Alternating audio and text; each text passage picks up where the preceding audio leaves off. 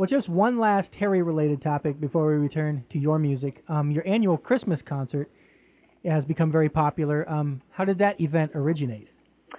Well, we had been doing a Christmas party for the longest time at home. I love and hate Christmas, very much the same as how I write and what I write about, which is just life and all our struggles and how wonderful and awful it is. And I find Christmas to be really, really hard.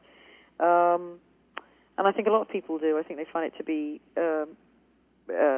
often lonely, overwhelming, incredibly pressurizing as far as you want it to be the best day, ever, and people just become overwhelmed by the season, and it's money, and you haven't got the money, and you want to buy things for your kids, and you can't be with your family, and some people are alone, and it's a very stressful time of the year, and I have always struggled with it because my mum died when I was a kid, just before Christmas, and so to me it's a really bittersweet time.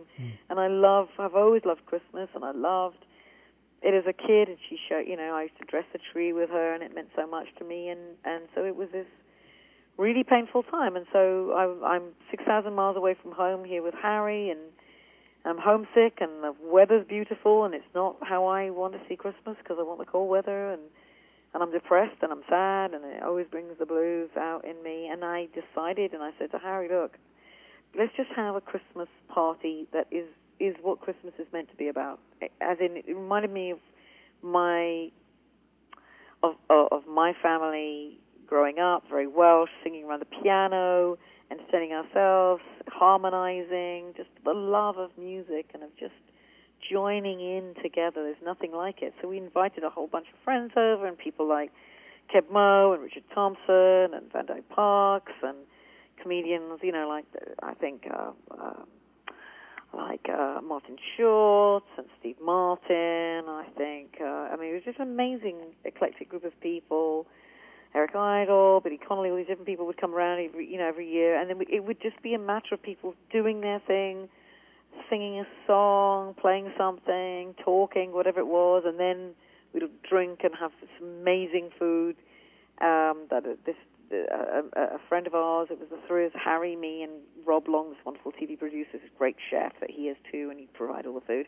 And then the second part of it would be all of us singing classic Christmas songs and carols together and harmonizing, and it just was wonderful. It was beyond wonderful.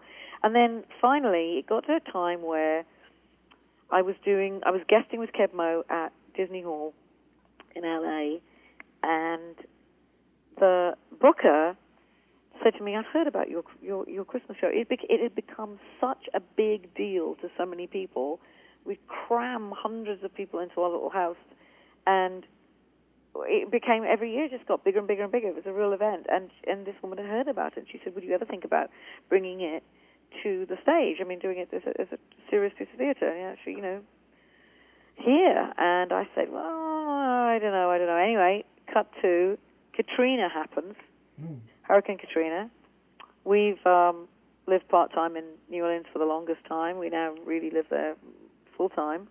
As far as that's our main residence, and we fell in love with New Orleans the minute we went down there. And Harry had been going for a long time, and the minute I went there, I was like, well, oh God, this is a dream come true.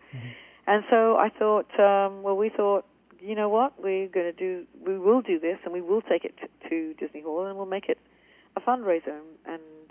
And ever since that year, we have been touring this show, which is basically the same show and the same thing as the premise as it was in our house. It is basically people in each city, New York, Chicago, LA, New Orleans, San Francisco, wherever we might go.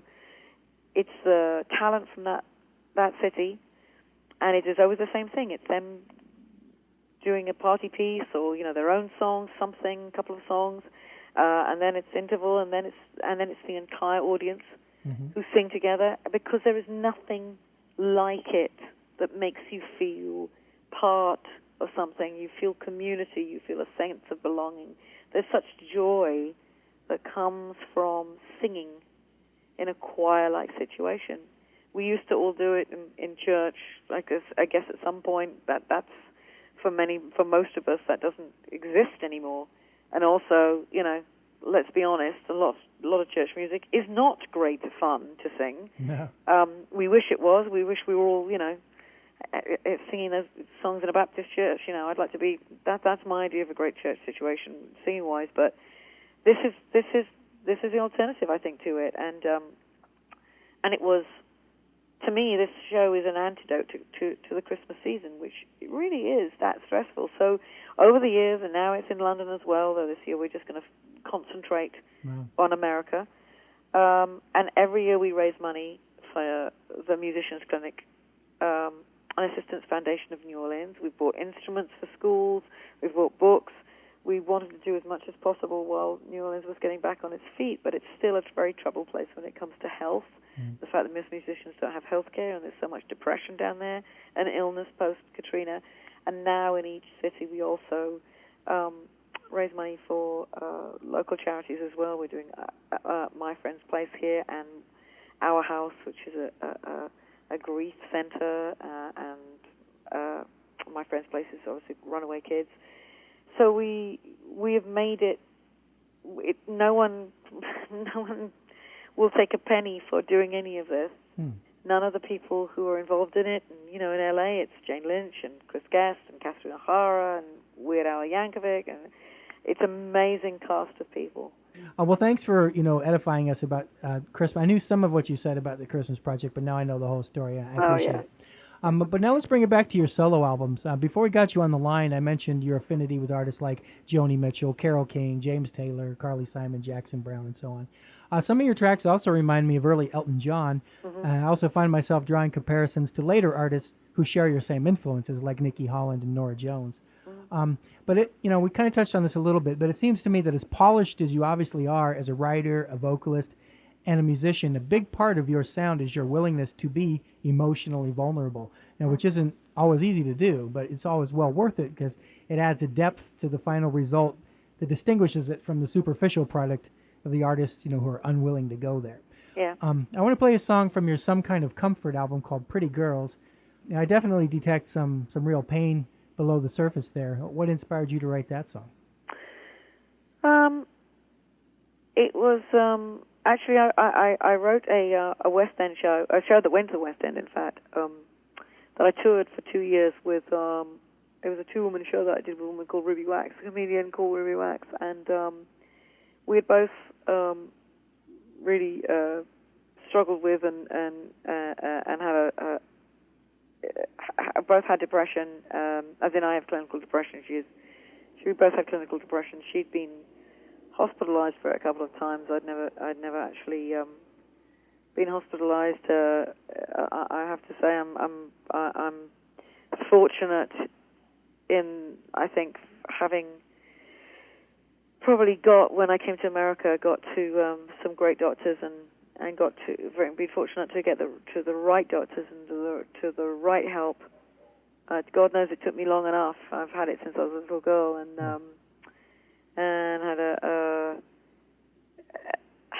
had just years and years of struggle and unhappiness, and it's been a very, very long road, which you can trace it through all my records and my recordings of how I'm doing. But when I got together with this woman, and we decided that we were going to write a show together based upon our mutual experiences, and we took it to institutions and hospitals, and we actually played it to people who were struggling with mental illness and with depression, and because we wanted to do it for them, because it seemed like we knew that one of the few things that reaches you when you're in that situation, one of the few things that gets through is comedy and music.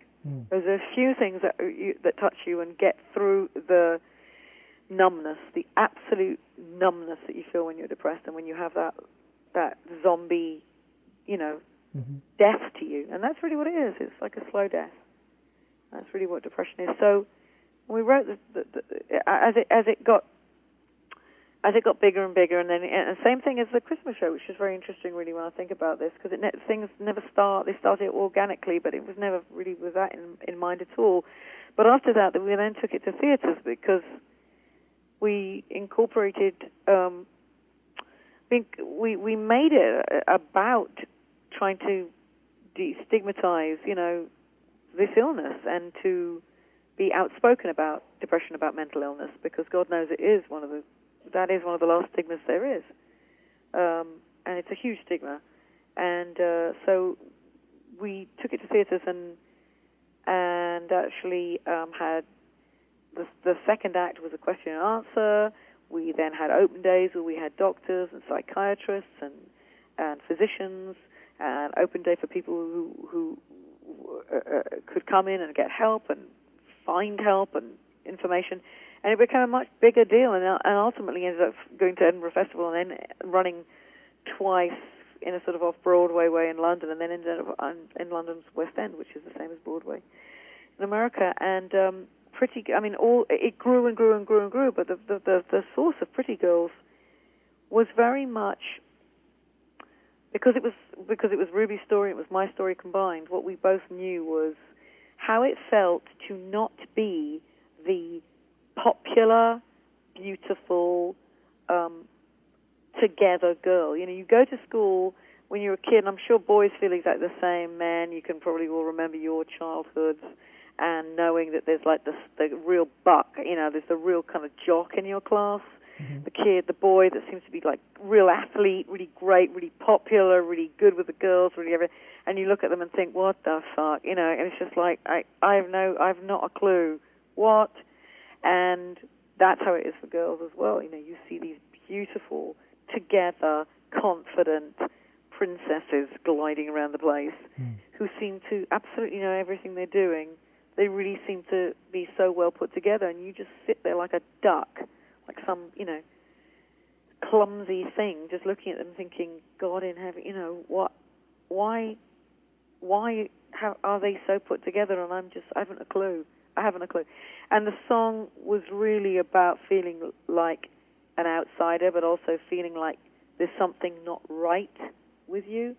And I've known from the earliest time there wasn't something right with me. But I also know there's that bigger feeling that everybody feels, which is, I haven't been invited to the party. And I think that's a big theme for an awful lot of people, where you feel like, how come life seems to be so easy for them, and they look like they've been invited to the party, like life is this exciting, thrilling thing that's going on, and I feel like I'm just looking through a window at it. The truth is there is no party, and even if there was, you probably wouldn't want to be invited, because then you'd find out people are really dull when you're in it. But that was the source of Pretty Girls, and it was that very pertinent feeling when you're a child, when you're young, where you really you just look at those gorgeous young things and think, oh my God, Sort of a little reminiscent of maybe Janice Ian at 17. Oh, yeah. Yeah, the main message I get from it is the effect that our past experiences have on our present mindset and our emotional makeup. Because that sting of rejection and memories of injustices are extremely difficult to just shake off and let go of. Yeah. But of course, the great thing about music is its ability to serve as an outlet for releasing our frustrations. I've certainly used it in that capacity many times myself. So let's pause and listen to that track from her 2012 Some Kind of Comfort album. Here's my guest, Judith Owen, with Pretty Girls.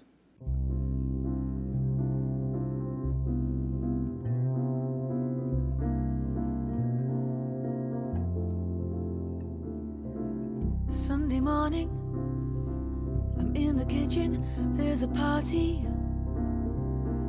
It's somewhere I'd so long to be, but there's a problem with my reflection. I can see her, I can feel her, all freckles and poppy fat, the girl that I used to be.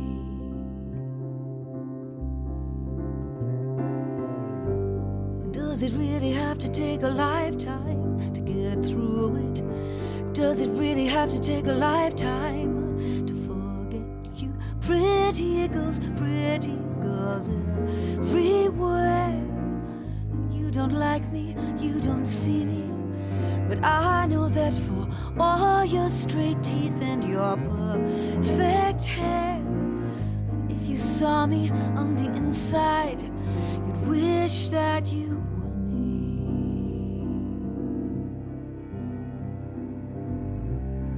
Can't forget her, who I was, who I am, under all this lipstick and confidence.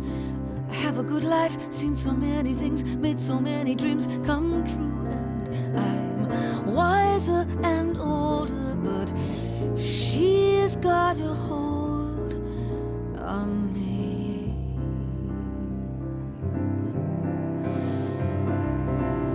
Does it really have to take a lifetime to undo this? Does it really have to take a lifetime to forget you? Pretty girls everywhere. You don't like me, you don't see me, but I know that for all your straight teeth and your perfect hair, if you saw me on the inside, you'd wish that you were me. Does it really have to take a lifetime to forget those bitches on the playground? Or you? Oh, pretty girls, you. Pretty girls, pretty girls.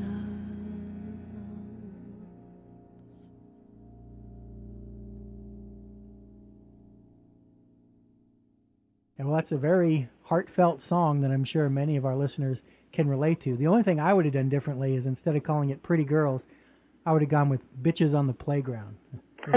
That's a title. Yeah, I know. Well, that was the other thing is that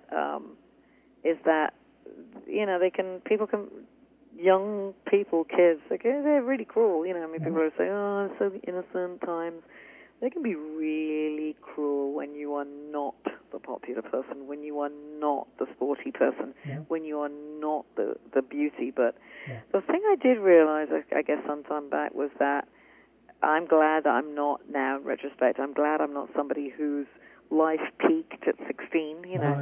That was the highlight of their years, of their life, and everything's been downhill since then. To me, it's sort of like, oh no, I'm much happier being somebody who's grown into myself and who's just continued to grow. I mean, I think that's the point. But at the time, there's nothing more painful, as we all know. Yeah, there's an archetype. I mean, that's Al Bundy. I peaked in high school football. Napoleon Dynamite has a character like that, too. They just always want to go back to when they were 18 or 19 years old. Well, I think the greatest thing that a songwriter can achieve is transcending, mere entertainment and connecting with listeners on a more meaningful human level. And what impresses me about your body of work is how often you've been able to accomplish that. Your song, I'll Watch You While You're Sleeping, for example, really resonates with me beyond just being a song that I like. I've got two sons who are 4 and 7. He's outgrown it now, but there was a time not that long ago when my youngest son's routine was to wake up in the middle of the night, and come looking for me. I'd usually let him get in bed with me and fall asleep. Then I'd transition him back to his own room to help reinforce his sense of independence.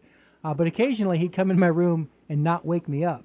So I'd just wake up in the morning and find this, angelic little 3-year-old just dreaming away next to me.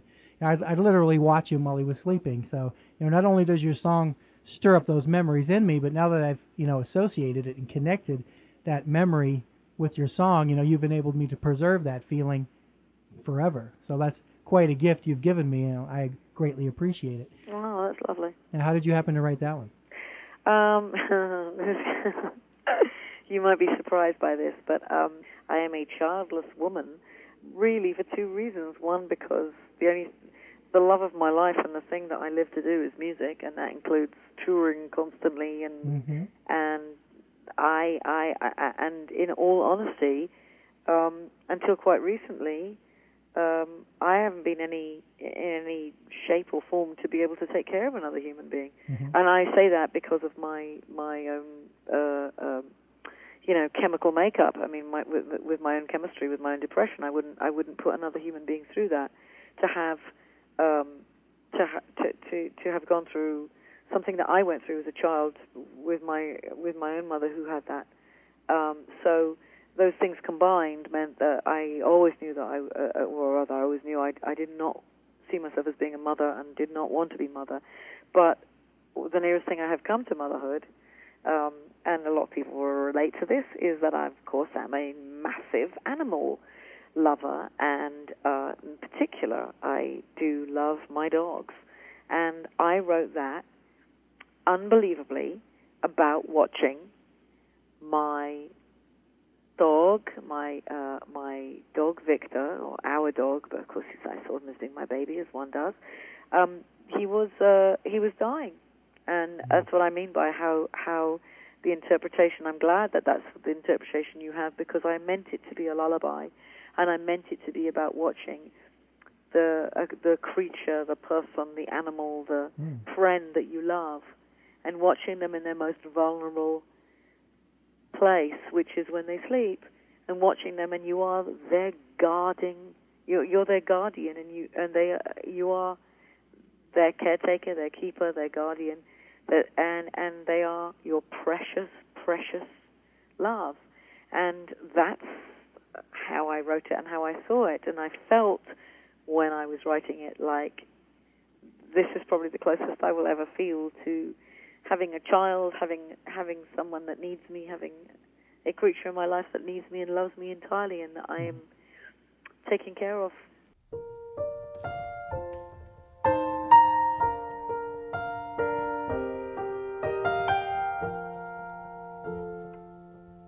I love to see you dreaming here, so deeply by my side. My heart is almost breaking with this tenderness and pride. I bless the world for bringing you into my empty life. And so I'll watch you while you're sleeping.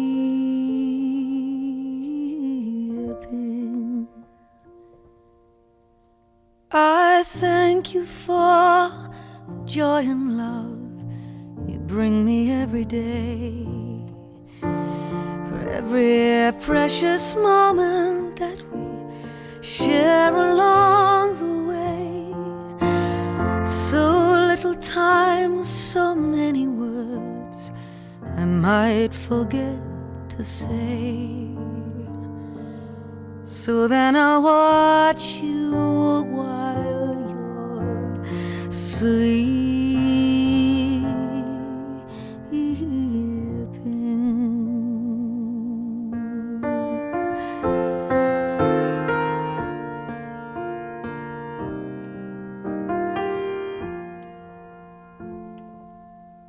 Until the day you leave me, and I know one day you will. I'll take such good care of you, I'll guard you when you're ill. For time is sadly fleeting, and life must not stand still. So till then I'll watch you while you're sleeping. Till then I'll watch you while you're sleeping.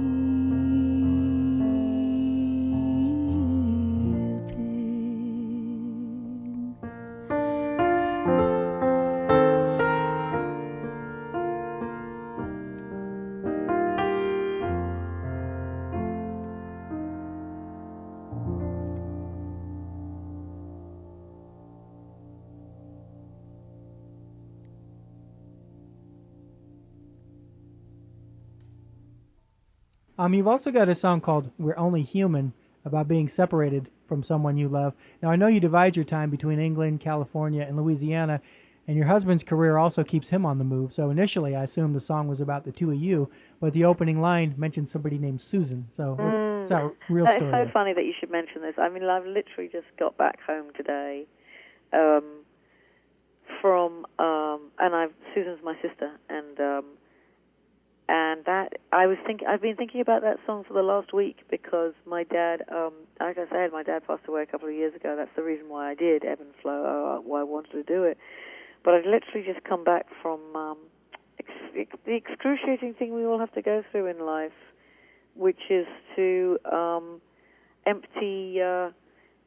Well, we don't all have to, but in our case, we have. My sister and I have had to empty our childhood home, the only home, that the one place my mum and dad lived in their, their lives, and we grew up in, and we've spent 2 weeks going through everything and taking it out, and it has literally been a blub fest. I mean, I have literally cried for 2 weeks solid, and it's brought so much up, and I've been thinking about that song a lot because I'm terribly close to my sister Susan, and my experience of going back home, and the hardest thing about being this far away is being away from the people I love, and particularly from being away from my dad when he was alive, but being away from Susan. And it's always been tough leaving when we leave each other, and we're always like a mess, and we cry, and that's the point of the song. It's like, how it used to be is that she'd fall apart and cry, and I'd turn a bit, I'd joke and get a bit flippant and cold because that was my way of dealing with it. Because we couldn't both be sobbing. It would be ridiculous. It would just be a mess. But it's that thing about it doesn't matter how many times it doesn't matter about how many times you go through this or the fact you live far away from each other. It's one of the hardest things is being that far from each other. That's actually one of your tracks that kind of reminds me of Elton John in the attack on the piano. Also, the verses are very minor key and melancholy, but then, the bridge, the tempo picks up, major key, you hear the optimism, so that's, really quality songwriting as well. Thank you, and it's a very honest song, and I talk up, the middle eight is so uplifting, I think, and talks about the way that we used to play cowboys and Indians, and we were always so close. It was probably because my dad was a very successful opera singer at Covent Garden, and was an amazingly privileged environment to grow up in and be at Royal Opera House every single weekend, seeing rehearsals and being in that environment, and it was incredible. But and that was the light of our lives is Sue and me going and doing that. But we also, we had a mother who was depressed and struggled with depression her whole life, and so we were very, and have always been, very much entwined because of that. And those are the kind of relationships, those are the kind of bonds that make separation unbelievably hard. Yeah, now that I know it's a sister thing, it might just be the ultimate sister song. I thank you for. Well, I'm glad you think that. Thank you for saying that and it's just amazing to me that you brought that up because I've literally been thinking about that song for the last 2 weeks and thinking about. Because it's her and I again together dealing with this as we always have done. And the hardest thing was leaving her, leaving last night. It was the hardest thing again, leaving each other. So, and I just kept thinking of that song. So it's amazing that you would bring that up. Well, I have to say, I was going to move on to a different song, but I feel kind of obligated to play that one now. Yes. So I hadn't planned to play it. I just wanted to talk about it, but I think we kind of have to now. So let's take a beat and let's listen to that. We're Only Human. Susan's crying. I know she is, because she's leaving us today. I wear my brave face, that is how it is. One of us falls apart, the other pulls away. But we're only human, only human. And that's the least but that's the most that I can say. We're only human, we're only human, and I wouldn't want it any other way.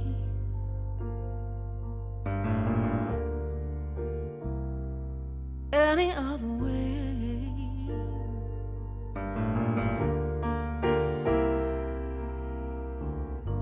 It never gets better being miles apart. It's not quite the same thing on the phone. We need the distance to be who we are. Both of us busy, but still so lonely. We're only human, we're only human. And that's the least, but that's the most that I can say. We're only human, we're only human, and we wouldn't want it any other way. And playing in the garden, dressing up as Indians, you with your big cowboy hat on, just the two of us, just the two of us. I'd be listening, you'd be leading. Isn't it enough, isn't it enough that there's just 10-hour flights between us? But when you leave us,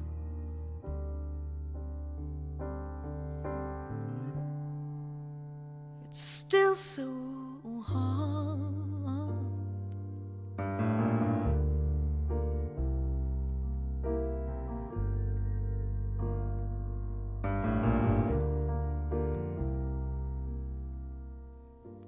Susan's crying, I know she is, because she's leaving us today. I wear the brave face, that is how it is. One of us falls apart, the other pulls away.